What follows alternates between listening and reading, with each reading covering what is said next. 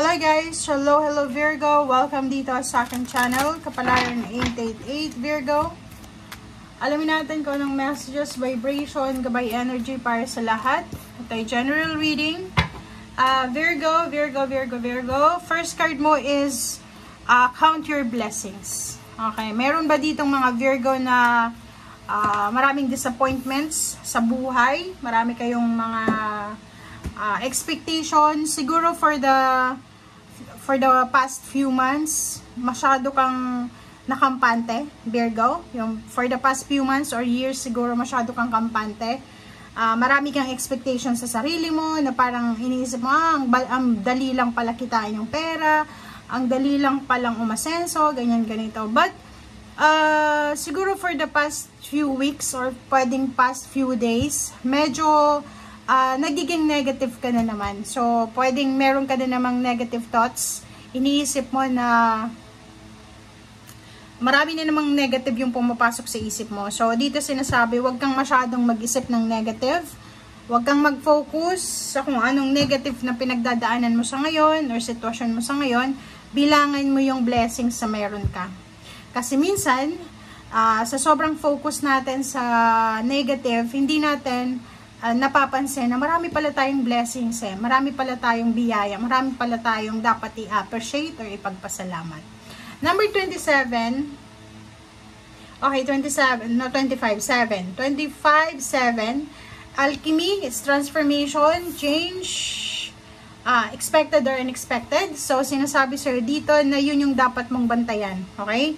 Huwag mong babantayan yung mga negativity sa buhay mo. Huwag mong babantayan yung mga pangangailangan mo, yung scarcity, kung ano yung wala sa'yo. Huwag nating bilangin kung ano yung wala sa atin. Huwag nating bilangin kung ano yung lacking. Okay? Ang kailangan mong bilangin is yung blessings sa meron ka. Kung wala kang blessings sa ngayon, yung mga past blessings mo imposible na hindi ka blessed dati pa. Or wala kang blessings na dapat bilangin. Diba? So, imposible yan kasi lahat tayo blessed. At may mga problema, obstacles, and challenges, still blessed pa rin tayo.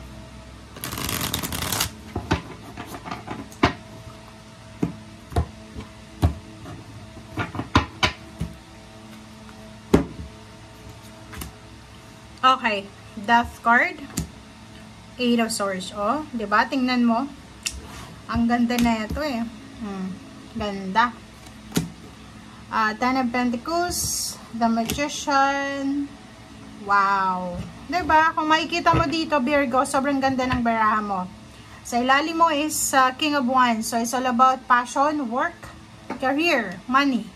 Dito sinasabi na may death card ka. So, yung death card mo dito, nagsasabi na may endings. It's a positive endings. May kailangan kang tapusin para makapagsimula ka. Ano ba yung pwedeng matatapos sa buhay mo?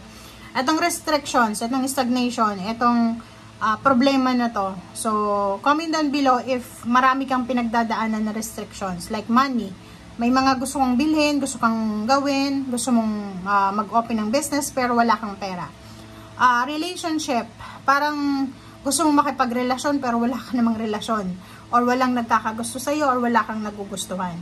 So, ito yung pwedeng magtatapos starting February 12. So, sinasabi, anumang mga restrictions, anumang mga stagnation na pinagdadaanan mo, Virgo, ay posibleng matapos na. And ano yung darating? Ang darating sa'yo is isang magical financial gain, financial wealth, financial completion, financial achievements, financial satisfaction, and financial balance. So, it's either salary increase, lump sum of money, winnings, diba? Kasi mga unexpected to unexpected help, financial help, and or pwedeng unexpected travel siya, unexpected or miraculous travel, parang gano'n. So, isang offer, isang long distance travel na offer sa'yo na pwedeng doon kakikita ng malaki, pwedeng international or local lang. So, eto siya. Okay, ang ganda ng baraha mo, Virgo.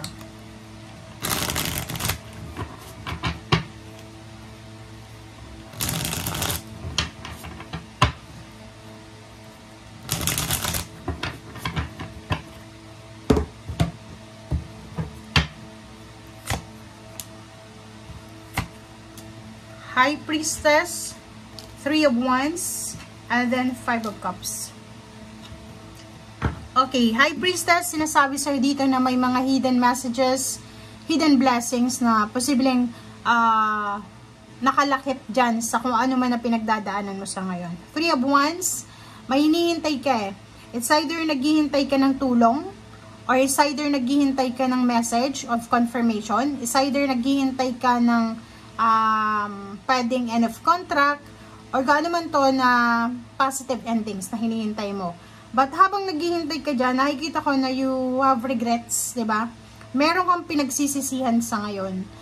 Siguro nagsisisi ka sa mga mali mo, mistakes mo, lalo sa trabaho. Halimbawa, unemployed ka ngayon, nakikita ko sir dito na nagsisisi ka kasi iniisip mo na kung ginawa ko lang yung best ko sa trabaho ko dati, siguro until now may trabaho pa rin ako. Sa usaping pera, parang ganun din yung sisi mo na sinisisi mo yung sarili na sana tinago ko, nag-ipon ako ng pera ng mga time na may pera ako, parang ganun. Page of Wands, nakikita ko sa'yo dito na nakafocus ka sa future. Or yung iba sa inyo dito, walang focus kung ano yung direction nila. But as much as possible, sinasabi sa'yo dito na kailangan mong i-let go na yung past na yan. Kung ano man na past pain, heartaches, or ano mang past regrets mo. And make sure na mag-focus ka sa future mo or sa kasalukuyan. Diba? Nasa 6 of Cups ka pa rin eh. Mag-iingat ka din sa relationship. Kung single ka, looking for a relationship ka, posibleng may babalik sa buhay mo.